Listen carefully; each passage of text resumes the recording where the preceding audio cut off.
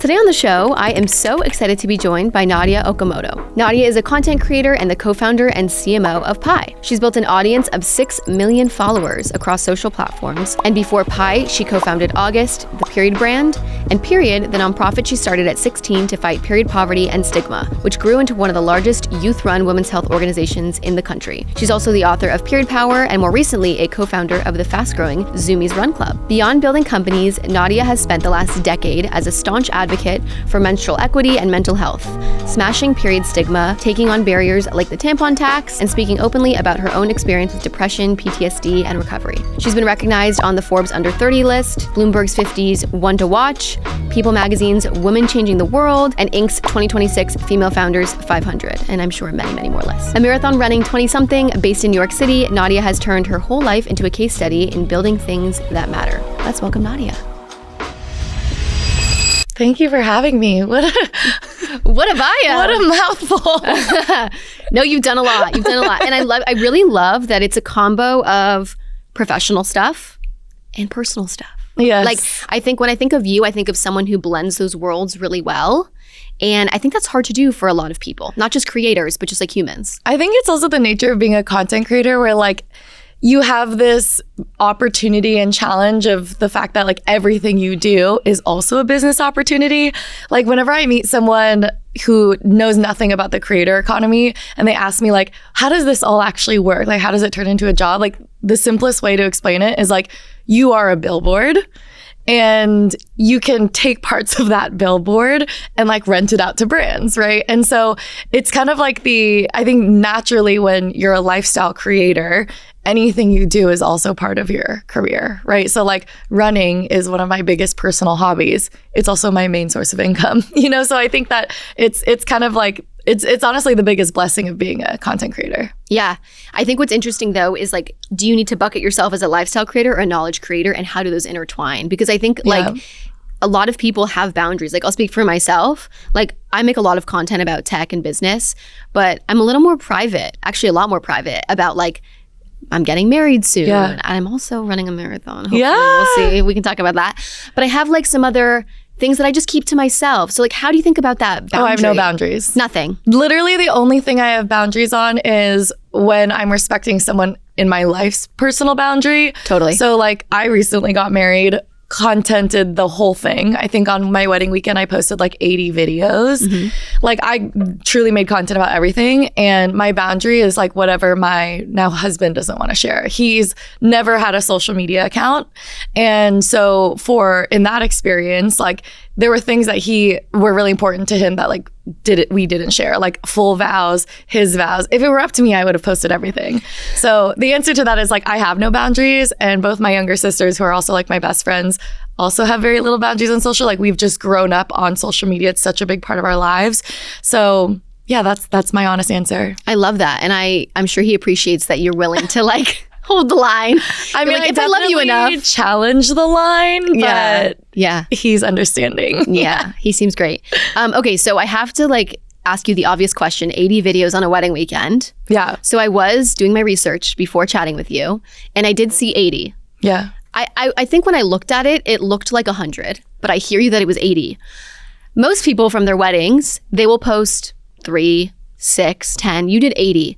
Talk to me about the balance between like quantity and quality, and how do you think about it? Because like I think a lot of people are scared to bombard their followers, but you're also a perfect case study in like I bombard. You bombard, but it works. So like how do you think about that and like the number to do and how often to post every day and how high the quality bar needs to be? Like tell me a little bit more about your frameworks for that. I post as much as I possibly can every day. Again, I'm not a full-time creator. I could be, and I'm very blessed to have that opportunity, but like I truly have a full-time job and I've always had a full-time job. And so for me, like my MO is that like I post as much as I humanly possibly can. And so that means between any Zoom calls in the evenings, I'm like editing, contenting. And for me, I definitely am a quantity over quality person, but I don't think that's what everyone should be. That's just what works for me, right? Like actually my youngest sister is much more of a quality over quantity person, and it works for her. And she teases me that like some of my messier videos, like she wouldn't have posted. That That being said, those are often some of my most viral videos, right? And even if I look at like the last week, I just got back from Lollapalooza last night, music festival, and my most viral videos were like the ones that took me the shortest to edit, the ones I never like, once I edit through, I don't rewatch it, just because for me, I think because I'm balancing so much, I've learned that what works for me personally is if I take my ego out of it and I don't have any perfectionism about it, that's the only way I can handle this career. Otherwise, I get so wrapped up in like, is it look good enough? What could I do better? And instead, I'm just like, do post. And my thing is like, even 6 years into being on TikTok, like I still have no idea on a day-to-day, like what's going to be the viral one and what's not, right? Like even if I look at my wedding, the post that I think is close to 1 million likes that I didn't edit at all, like I literally filmed and there's no cuts, whatever, is like me walking to walk down the aisle. And like that I literally filmed, I didn't edit at all. I just like in the moment uploaded it and posted it. Didn't rewatch it, nothing. And so yeah, I'm definitely a quantity over quality person. That being said, I've recently started a spam account because there are even posts that like I want to take that footage and eventually edit it into my daily vlog, but in the moment I'm like, this is such a funny video, or like I like it video enough that I'm just going to post it unedited, and I include all like kind of like the pauses and things I would normally edit out, and I really liked that, and I've had a few viral videos this week. But I think the one thing I look back on is like on Friday every week I look back at everything that's been posted and I try to study like what performed well, what didn't perform well. And even for the company with Pi now and previously August, I look at everything that the company did as well. I think it's different. Like the algorithm's always changing. And I think the algorithms used to be a lot more focused on quality because it was like when the feed is in chronological order, you like your followers will see things you post. Now with people mostly living on explore pages and for you pages, I think the algorithm is a lot more like a lottery, and the more lottery tickets you have, the more chances you have of going viral. That lottery ticket still counts, even if it's ripped up a little bit, even if it's rough around the edges, it still fucking counts, right? And so I think the way I think of it is like, you don't want them to be awful videos, but oftentimes the unedited 7 to 9 second one that is super raw and emotional or organic, and like the more lottery tickets you have, the better. I love that. Well, it's also humans are craving that authenticity. Yeah. And I think that the raw videos just naturally have more of that. Is the spam account public, or are you like, whoa. I'm enjoying it. I'm having a lot of fun with my spam account. I love that. No, I totally hear you though. And I think like Instagram has really evolved to be more like TikTok in this like explore and for you feed style. One thing I've learned talking to GPs on the show, and in my own experience as a GP, your back office is a signal. How fast you close deals, how clean the LP experience is, how your K1s land, investors notice all of it. The more buttoned up you are, the more likely they are to give you more money in the future. That's why I want to talk about Sydecar. Sydecar is the SPV platform built for fund managers who want institutional quality execution without hiring a full back office team. They'll review your deal within hours, handle full secondary transaction support, and give you transparent pricing up front. No platform carry. Also, your LP relationships stay private, which is super important. It is not a marketplace. If you're running a professional fund, your infrastructure should look like it. Sydecar makes that possible without the overhead. Check them out at sidecar.io/partners/trailblazers. Awesome. So before we get further, I do want to do our icebreaker. I feel like we go deep in the content hole, and we like to start every interview with the same question. So I'm going to back it up, and I'm going to ask you this question. And you can take it any direction you want, personal or professional. But if you look back on your journey, it's not even just this past 6 years of being a content creator, but all the way back. 12 years ago. 12 years. Crazy. What's been the hardest part of your journey so far? The part that you think almost broke you? I think for me, it was one, just not burning out. I think I've gone through burnout through periods of my life, in different levels of extremity. And when I think about a lot of the young entrepreneurs who started around the same time as me, in their early teen years, I'm very thankful that I'm still here and still going and still doing the entrepreneurial thing. But I've seen so many of my peers burn out, right? And that burnout I think is from a mixture of personal pressure to external pressure, external criticism. My career was made possible by building a public facing brand. And I talk about that a lot because I think when you're young and you have no professional experience, if you don't come from familial wealth and you don't have you don't have a resume to push you forward, right? You're starting with nothing, which is like your hustle, your scrappiness, and your social capital, and your whatever public brand you can build. Like that is the currency that you have. So like for me, I built very publicly and in real time. That also means like any mistakes you make, anything you've ever said is like all there, right? And it's celebrated, but it's also criticized. And so I think the hardest thing for me was just like not burning out from honestly like both the personal and the external pressure and criticism. Yeah. I mean, I think that's something that everyone struggles with. And I hear you on the young front. I always say like the way to be successful is to either like have family money and just, or just be like super wealthy, to have a crazy track record, have been around for a couple decades, or to have fame, like AKA personal brand. And like if you don't have one of the first two, you have to try the third, even though it's definitely bumpy along the way. Talk to me a little bit about balancing the like founder side with the creator side. So like, you know, I think there's this whole movement of building in public, and, you know, it's kind of in vogue right now to be like a founder-led brand. How do you think about that with your companies and transitioning into new companies and porting that audience over? Like, what is your calculus there for building in public? It's so interesting because when I started the whole content thing, like I never like people weren't saying founder-led brand. Yeah. Like it wasn't even part of the language of entrepreneurial zeitgeist. It was truly just like, even if I look back, you know, 12 years ago, it was like, I started a nonprofit. We needed volunteers. We had no money. The only thing we could do for free was like me making posts on Facebook at the time, right? To like my friends' parents, you know? And then, you know, 6 years ago, when we started August, it wasn't like, oh, I want to be a public facing founder. We want to be a public facing brand. It was like, we raised $2 million pre-seed. There's an extreme pressure to scale, and we don't want to get caught in spending all of the money we just raised on marketing, on meta ads, on influencers. Like the only solution was that someone went organically viral. It was going to be a customer, or it was going to be someone compensated in equity, AKA a co-founder, right? So it wasn't part of a strategy, just a strategy to say, you know, we're going to be public facing founder. Like people weren't talking about that yet. Now it's very much like public facing founder. This language is so buzzwordy, but like back then it was just like, oh, we need to hit these numbers. Someone needs to go viral in a way that doesn't cost the money any cash burn. So for me, like that was when I was posting like 100 times a day. Sometimes like it was usually more like 60 to 80, but like sometimes I was hitting that 100 times a day. Shit posting, like literally I would sit with a tally mark and just go through like trying everything, like trending audios, educational content, walking through the product, like and it's all there. My digital footprint is terrifying, but I was like forcing myself to like figure out what went viral and just leaning into whatever performed. Like I very much approached content in the beginning phases as like throwing spaghetti at the wall and just like learning from whatever stuck. And so, yeah, I mean, I think that for me, like it was just, let me figure out what worked. And then I kind of fell in love with content from there. It was kind of like, you know, seeing it worked and then being like, wait, this is really fun. Wait, I'm actually really enjoying this. You know, I would be making content even if I wasn't paid for it. And so now I think it's kind of become more of like a personal hobby and outlet. I love that. But it was kind of accidental, it sounds like. It was really like you were in the founder's seat and eating like $0 CAC. And like, how do you do that? It was, I wouldn't say it was accident. It was like purposeful for the purposes of the business. And then it kind of like accidentally, it was like, no, literally after 2 months on TikTok, I had 1 million followers, I think.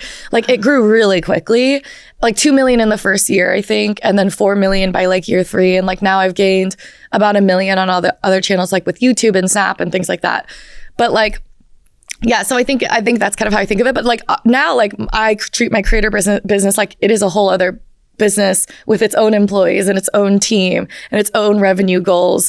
And I think I approach my creator business very much like I would any other business that I'm running. Totally. It's Nadya LLC. You know? Exactly. Yeah. So when people ask you, how do you define yourself? Like I obviously just read your bio. I saw there was like a clip of you on some news thing where you called yourself a social entrepreneur. And then I read this as you're sort of like founder and content creator. And the way you talk about it, you kind of talk about them as like these like two separate things. Yeah. And then I know you do some like marketing strategy. We'll get into all that. But like, what is the multi-hyphenate or like the word that you used to describe yourself? Oh my gosh, this is so tricky. And I think it's always changing. Like I used to just say like, I think it's a different things in my different career. Like I only started calling myself a content creator about 6 years ago. But I've never equated that like with being a founder, because to me, like I do think of them as two separate careers, right? Like I have my content creator work, which is like Nadya influencer, brand deals, building profile, that kind of thing. And then like my job on the founder side is like quite unsexy. It's the opposite. And honestly, like it's a completely different part of my brain. And I think a lot of people, when they first look at my persona at the moment, they would assume that I was like a big content creator and then I became a founder, but like it was not that. I was like a founder and then I became a content creator to like support my business. And then it like kind of accidentally and then became purposeful, became its own career. But like I think of being a founder where like my day is usually like on my laptop grinding, doing Zoom calls, whatever. Like I think of it as very different, a different muscle, different from being a content creator. So like now I think I just say like content creator and entrepreneur. Okay. Before I had like a career as a content creator and like I was doing social media and like doing some brand deals, but like funneling it all into the nonprofit for years. I just said like social entrepreneur because that's just like language that was honestly like used at the time of like, I'm an entrepreneur who like cares about impact. Yeah. Honestly, like I feel like that was a buzz title years ago, where it was like companies realizing like, oh, impact matters. And then everybody was saying like social entrepreneur, like socially conscious entrepreneur.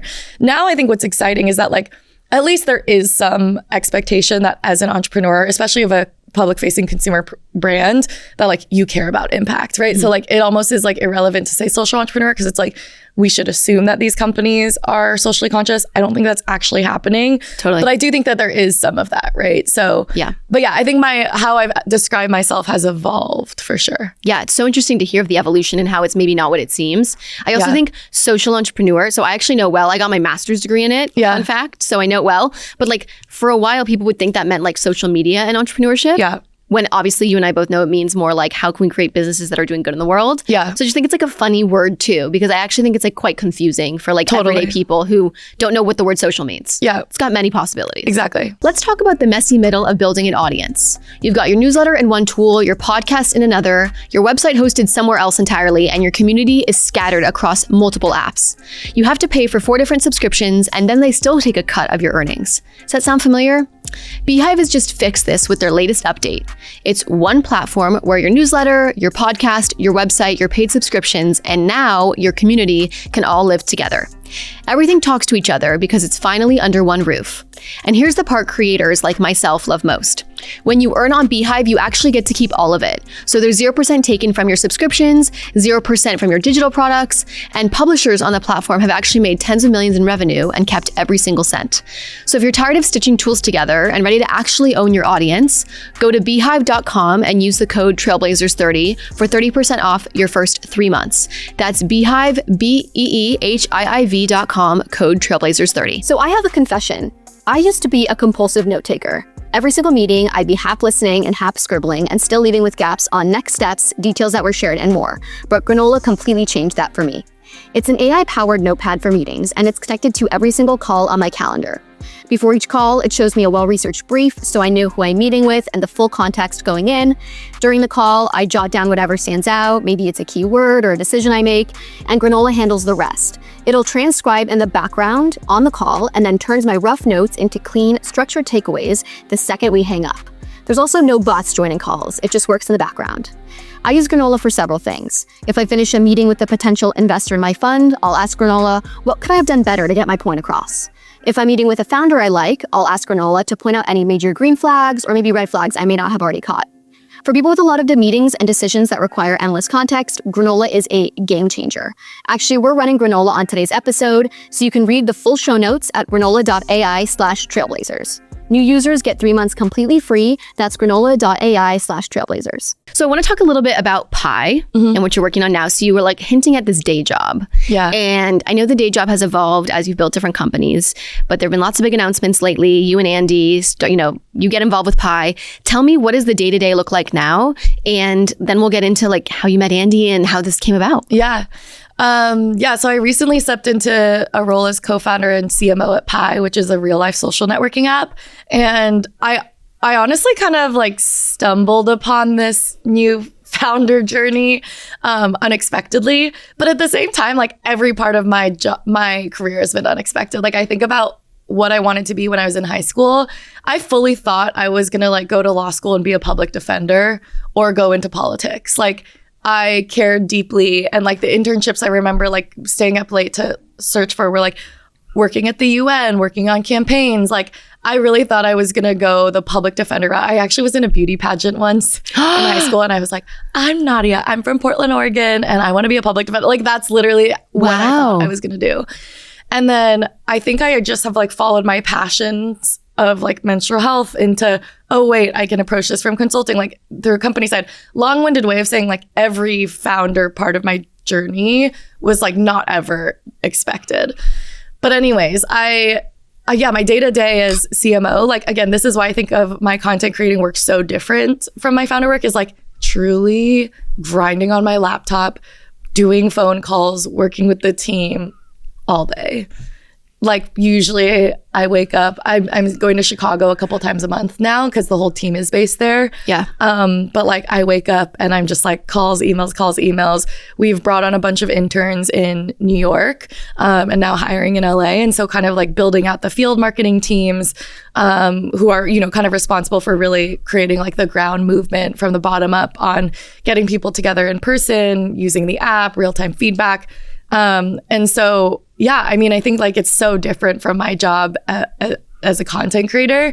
Where there's overlap is obviously like as a co-founder, part of why I was brought on at that level at this stage of the company was because I have this persona online that I can really like share and build publicly with.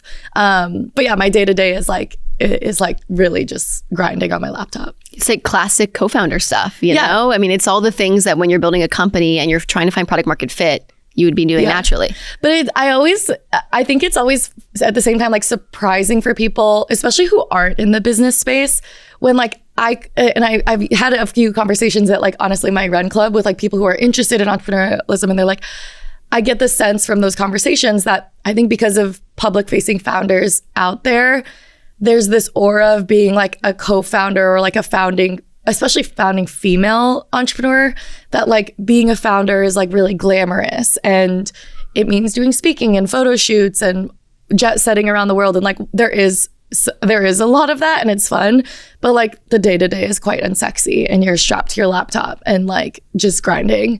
And I think that in the world of social media, and like there was recently a TV show about like female CEOs, and the whole show is like, what's it called? I forget. It's like an Amazon series.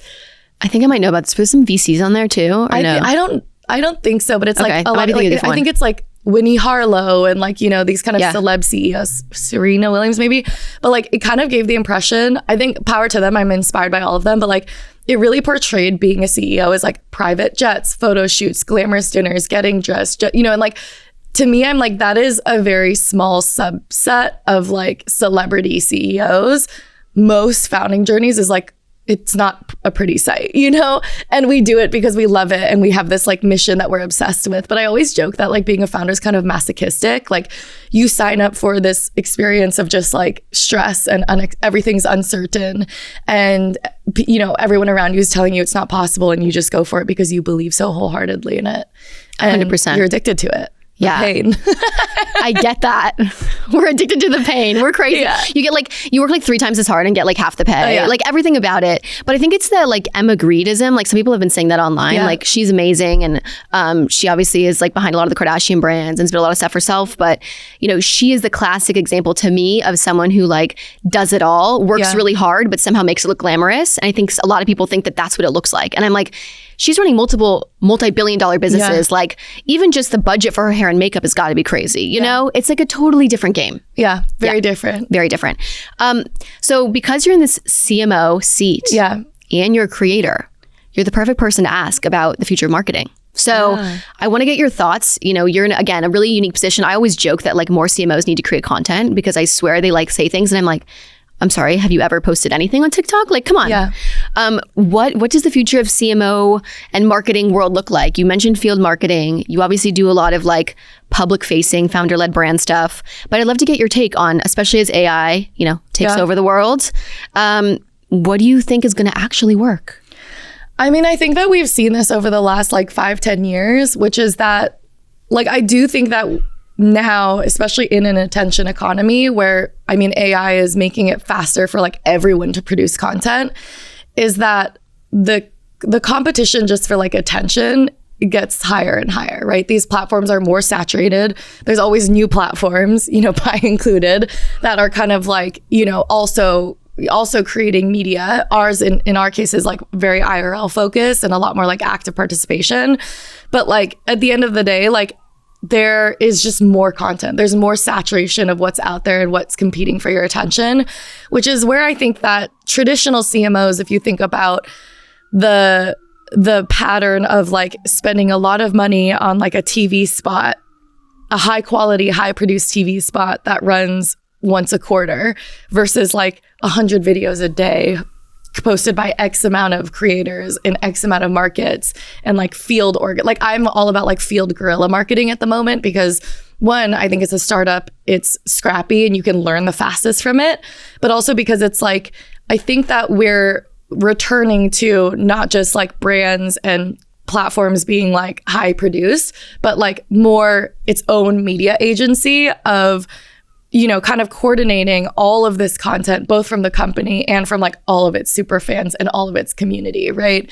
And I think that like the speed you need to move at, there's just like a higher bar there. Yeah, no, I love that. Is there any hot takes on like maybe a type of marketing or like a platform that maybe people haven't heard of that you've just like unlocked recently that you think is really exciting? I mean, I think for me, like I use one tool called Repurpose. I love Repurpose. I love Repurpose, and they don't pay me for this. And they don't sponsor our podcast. They don't sponsor. I know. But like, I think that a lot of people are like, oh, I do not overthink, oh, different videos need to be on different channels. I'm like, no, I put the same video on every 6 different platforms, and you never know which platform it'll go viral on.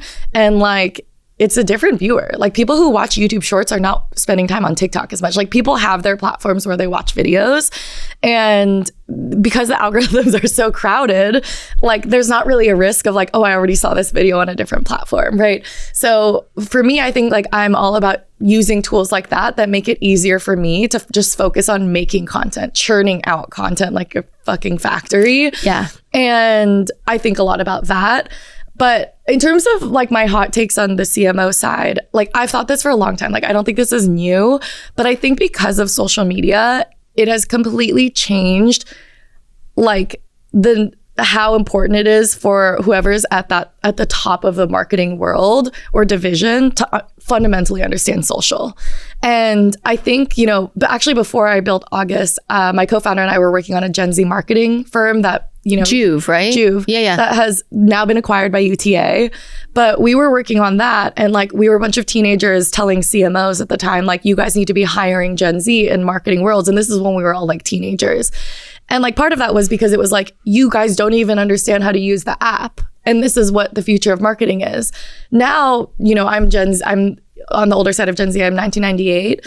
Like, we are in our late 20s where we are stepping into like exec marketing positions. And I do think it makes such a big difference to be a CMO at that side and like not have to have an intern explain to you how to use the app and what the buttons are. And I don't say that to like shame an older generation, but I say it as like, it's a speed thing, right? It is like because I think of AI, and the scary part of it is like, we all have to move faster, and it's about producing and learning a lot faster.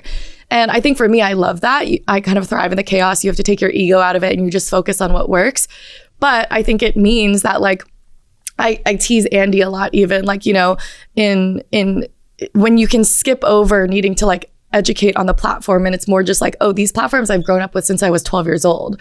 It's just a speed thing. You can produce faster, and I can direct a team of, you know, teenagers who are producing content on social because I know exactly how to use the platform. Totally. And I love this idea that like you guys were pushing this a decade ago. Yeah. And like now finally you're in like the powerful positions, not just your team, but like everyone of our generation, to actually like put social first and to move fast. It's kind of sad though, because I am like, when we were at Lollapalooza, I'm like, damn, I feel so old, because you're around all these like middle schoolers and you're like, oh, you guys are Gen Alpha. Like we're not the young generation anymore. And I mean, you just got married. I know. Like, you're officially an adult. Yeah, like I'm fucking almost 30. That's, yeah. But I definitely, like, I always think about like so much of my career from a public branding standpoint was like being a young entrepreneur, and like nobody's writing about me anymore and saying like young entrepreneur. You know, it's like, no, I'm like exactly where I should be at this stage of my career. Like, even I got started young, but like I'm 12 years into my career. Yeah. Like, this is exactly where I'm meant to be. And there's no, like, it's so interesting because when I was younger, especially in media, like my age was always such a big part of it. It is not at all. Yeah. And but isn't that nice though? Because then it's like, it's really actually more about you and what you've accomplished. Like, I think sometimes people can hide behind the age thing of like, I'm the youngest to do this. I'm the only woman. And like, oh, I totally hid behind it. Yeah. And which is fair, by the way, because it's like easy press early on. Yeah. But like, I think as you get older, you really want your work to speak for itself and have age not be part of it. Like, I always joke, like, as an investor, it doesn't matter what age, gender, anything I am, like, if I get you the best returns, like, you will give me money. Yeah, totally. And that's all that should matter. Yeah. But I think at the same time, like, it's my own personal insecurity. Like, I think a lot of people think I'm like super confident. And like, I do think that I have confidence in many areas, like, especially in like my abilities, but I do have a lot of self-doubt. And I think that's where like I have a lot of stress about my age. Like, every time it's my birthday, I have some sort of panic attack of like, I can't hide behind my age anymore. And I used to so much. And even though like I could convince myself that my work speaks for itself, like there's always a part of me that is like, is it enough, right? Am I enough? Is it enough? And like, when you can't hide behind your age, and that was so much of like what I told myself made me successful at a young age. Like, it's a total growing edge, you know? And yeah, it's just like another thing to be anxious about. Totally. Well, okay, I'm going to like encourage you. Maybe the next time you do anything public, we take out like the Forbes under 30 in the bio, and like we take out all the like youngest, and we just like rock with the fact that you're awesome as you are at this age. And like the youth doesn't have to be part of the equation. Totally. Yeah. That's my challenge for you. True. It's very true. The 2026 primaries are taking shape, and if you have a strong opinion about how they're going to go, Kalshi lets you actually trade on it. Kalshi is the largest prediction market in the US, federally regulated and available in all 50 states. You're not betting against a house. You're trading against other people in a live market, taking yes or no positions on real-world events. Elections, federal interest rates, economic data, you name it. Right now on Kalshi, you can trade on the California governor race, Senate outcomes, and a dozen other major political storylines as they develop. As the probability shifts, you can buy in or out of your position in real time. It's a completely new asset class, and honestly, one of the more interesting ways to have skin in the game on what you're already watching closely. Download the Kalshi app, that's Kalshi, and use code Trailblazers to get $10 when you trade $10. Or go to kalshi.com/r/trailblazers to accept this $20 offer. With Kalshi, you can trade on anything. 18 plus only, restrictions and eligibility requirements apply. Event contract trading involves risk and may not be suitable for all investors. Prices, values, and available markets may differ from those mentioned. For more information, see kalshi.com/regulatory. Okay, so a quick experiment. Think about the last long message you typed. Could be a Slack thread, a prompt into Claude, maybe it's a detailed email. It probably took you 10 minutes, maybe even 20 to get it right. Now imagine you just said it out loud instead. That is the whole pitch for Wispr Flow. Wispr Flow is voice to text that actually works in every app on every device. You speak naturally, and it outputs clean, formatted text that's ready to send. No setup, no integrations, no fixing weird transcription errors. And it works across Gmail, Slack, Notion, Claude, iMessage, wherever you type. And unlike the built-in dictation on your phone, Wispr Flow removes all filler words, mid-sentence corrections, and jargon. What I personally love about it too is that it perfectly matches my style. So I often type in all lowercase letters, so it'll type like that. I also say things like LMK, which means let me know in shorthand, and it'll auto-adjust it from let me know to LMK. Like many of you, I also do a lot of brain dumping into LLMs. So instead of typing it all out, I actually just speak my windy train of thought into Wispr Flow, which is infinitely faster than trying to get my fingers to keep up with the pace of my thoughts. If you do any serious writing or just send a lot of messages and emails, using Wispr Flow is a no-brainer. Get 1 whole month of Wispr Flow Pro completely free at ref.wisprflow.ai/trailblazers. Okay, I want to ask you just quickly about meeting Andy. Oh, yeah. Tell me so Andy started Bonobos. Yes. He's very well established in his own way, consumer, early to that crazy D2C wave. How did you guys meet? Well, I mean, Andy Dunn was literally an entrepreneur that I studied when I was starting August, right? Like he was in the early 2000s of building Bonobos as like one of the first successful direct-to-consumer brands. For those of you who aren't familiar with it, it's like menswear pants. My finance bro husband like exclusively wears Bonobos, and they really kind of made headlines as like a store that had brick and mortar, but you couldn't buy anything in store. It was like trying on and then you would order online. They eventually had a very successful exit for over 300 million. And when I was starting August and we were raising in like 2021, Bonobos was still very much like one of the key success stories of direct to consumer, right? And so I think for me, like I studied Bonobos as like, as kind of one of the defining examples of direct-to-consumer success stories. And we were building a direct-to-consumer period care brand when we weren't in retail for like the first 3 years of the business. I eventually got in touch with Andy through another founder friend, and he invested in August. And we just sort of stayed in touch. And at that time, he was just coming out with his book, Burn Rate, which is about his story of building bonobos and hiding the secret of having bipolar. And I had been diagnosed with borderline personality disorder. And bipolar disorder and borderline personality disorder are quite different, but they're in relatively like the same family of like very stigmatized personality related disorders. And, I think when I was starting to be public about having borderline, he was kind of like one of, if not the only example of someone in the founder space being public about having something like that. Like I remember when I got diagnosed researching who had borderline, and the only thing that came up was like Pete Davidson. And so I was like looking at Pete Davidson and Andy Dunn as kind two of quite different men, both great in their own way. Yeah, but I think that like I just really admired how Andy kind of handled disclosing that publicly, the choice to do that, and then a lot of his advocacy around mental health and being an entrepreneur.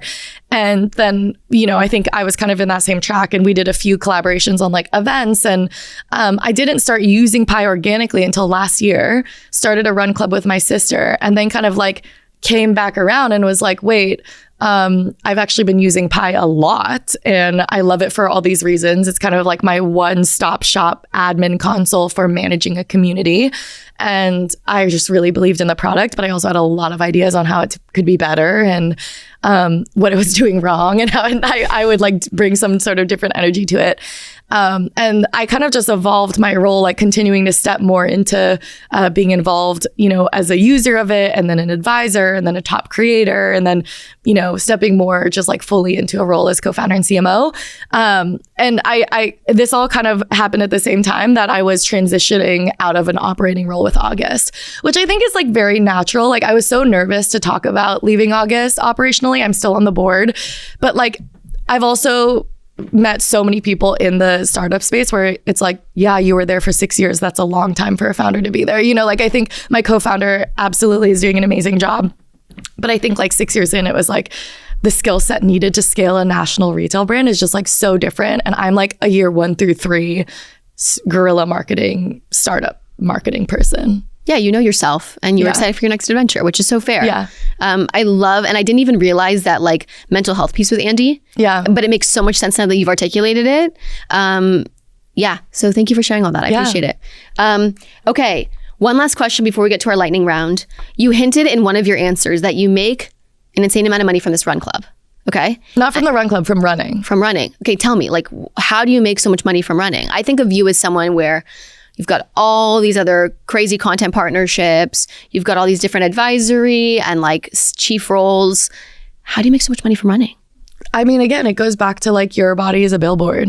So you like promote other brands. Yeah. It's like, literally, it's as a content creator, anything you wear or use is a potential brand deal, right? You're a billboard. And when I say like, and or even sometimes like what you ingest, like I've gotten some recent like food deals of like things that I genuinely do use.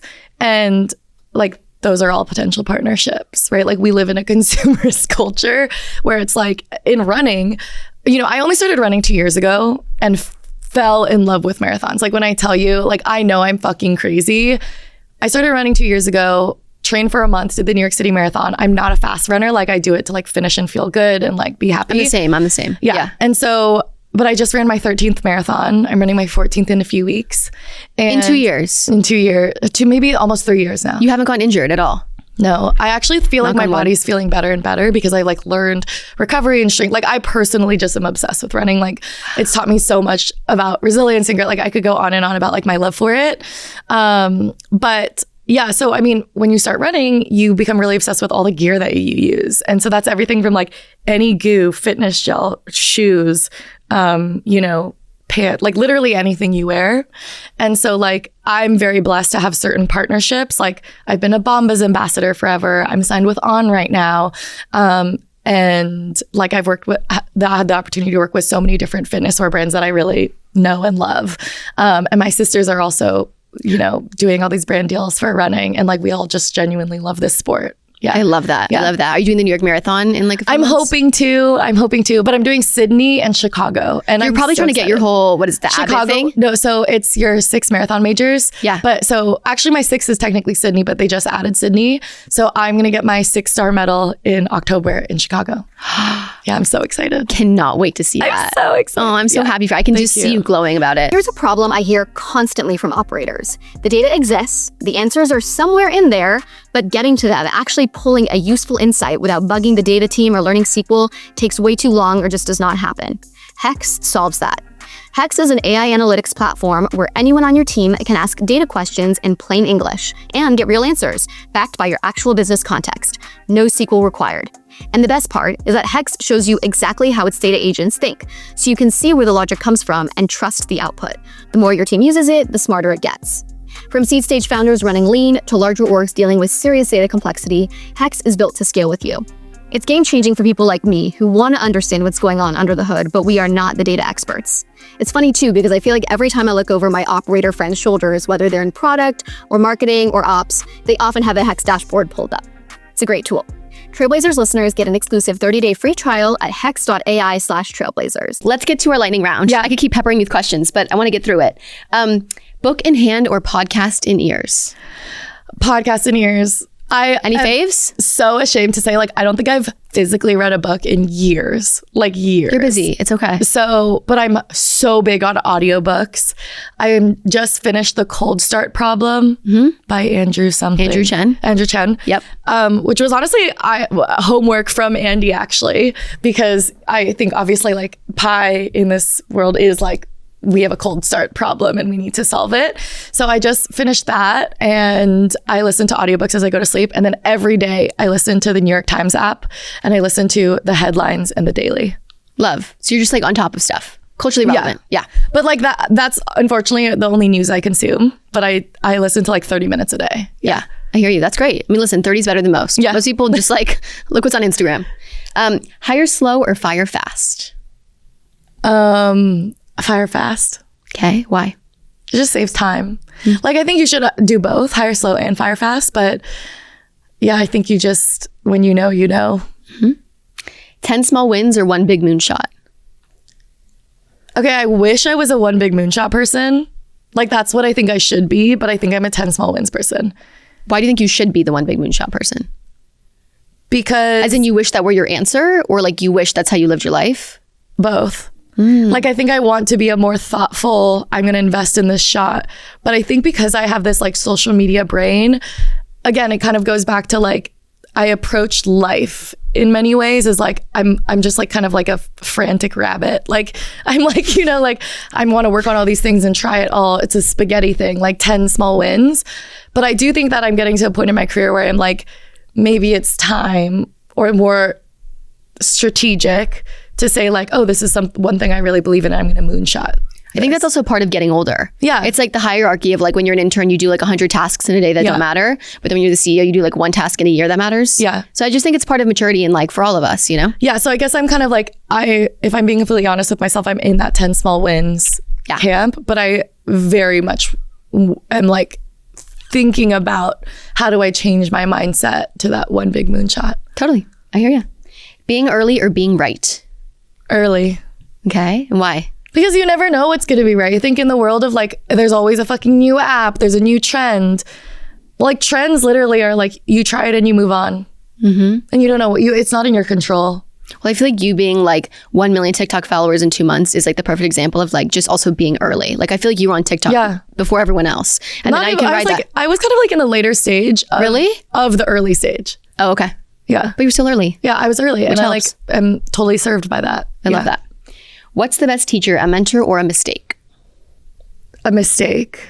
I've never had one like I always think of like, I just have many people I look at as mentors, but I've never been like, I've never asked someone, can you be my mentor? And it always fascinates me when I hear someone like, oh, I have 2 mentors, their names are blank. I feel the same way. I've never been like, oh, can you be my mentor? Like that's so weird to me. Like I just think of everyone as someone I can learn from. Yeah. Friends you can learn from. Yeah. I hear you. Is the future of AI abundance or chaos? Both. Okay. If you had to pick one. Right now it's chaos. But it's like chaos that, again, it's kind of like, are you early to it? Are you adapting to it? Are you, twiddling your thumbs and avoiding it?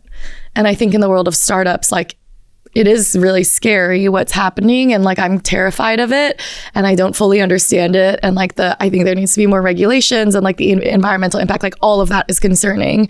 And like, I'm looking around myself at peers in the startup space. And like, if you're not using AI, like you literally are not going to survive as a business. Yeah, I hear you. Killer product or loyal niche audience? I would say both. If you pick. I think I'd have to choose loyal niche audience. Okay. And why? Because I've seen so many people have a great product and no audience and then it doesn't go anywhere. Yeah. The niche audience gives you a chance. Yeah. That's what you're saying. Okay. VC or bootstrapping? I'm a VC girl. I wish I could say I'm a bootstrapping person, and I bootstrapped certain things. Like my last businesses, the Run Club is completely bootstrapped, but I think I'm like a go big or go home. And I think that like, yeah, I think I like the pressure. See, maybe you are one big moonshot girl. You never know. That answer was very moonshotty. I'm a one big moonshot. But okay, here's the thing is that I think if I was truly a one big moonshot person, I would choose between being a content creator. Yeah, you'd like narrow. Choose between being a content creator and a startup person. I'd be like, let me just go in on this one career. And instead I'm like, I want to do a Run Club. I want to do a startup. I want to be a content creator. Maybe I'll do a podcast. I want to write a book. Like, I think I'm, in many ways, I'm like a 10 big moonshot person. Great. And it's up to you on whether or not you think that's possible. As long as you believe it. Yeah. As long as you believe it. Okay. Never post on social media again, or never fundraise another dollar again. Never fundraise another dollar again. Okay. So you're VC, but up until a point. You don't want to give up like, social. Oh, I've had investors say like, you shouldn't. Like, I think that was one of the challenges of, and why I was like, it's time for me to leave August operationally. It was like, we were at a stage of the business where every investor conversation, it was, now Nadya's platform has been the most strategic ad, and now we have to completely separate it. And I think when I realized like, okay, it didn't used to be, but now part of my biggest value add is that I have this platform. I need to be in an operating role where like I can use that and leverage it, right? And I think that in this world of like, again, the attention economy, it's like you either raise capital to build attention or you organically have it. And so for me, like that social currency like is capital in and of itself, both personally and professionally. Yeah. Yeah. You've also invested so much time into it. Like I think there is like, even though we say it's all free and it's organic, which is true, you've also invested so many hours that have compounding effects. Well, and obviously like I'm working on a startup. I have a founder level salary, like, and I'm very thankful for that. And like, I hope one day that'll be a big payout. But like at the moment, 95% of my income comes from being a content creator. Yeah. I hear you. Last and final question. Is AI overhyped or underhyped? Overhyped. Okay. That's kind of a hot take. I think it's overhyped, but it's like deserves a lot of that hype. Okay. Yeah. But still slightly overhyped. Yeah. Okay. Nadya, thanks for being here. Thank you for having me. This was so much fun. Thanks so much for listening to the Trailblazers podcast. If you found this conversation valuable, please follow along on socials, share with a friend, leave a review, all the things. Most of all, please subscribe to our channel. It helps more contrarian builders find us and supports the work we're doing here. To learn more about what we're doing, you can visit trailblazerspod.com or my venture capital firm, parkrangerscap.com, or just follow along on socials at Erica_Wenger. Until next time, keep trailblazing.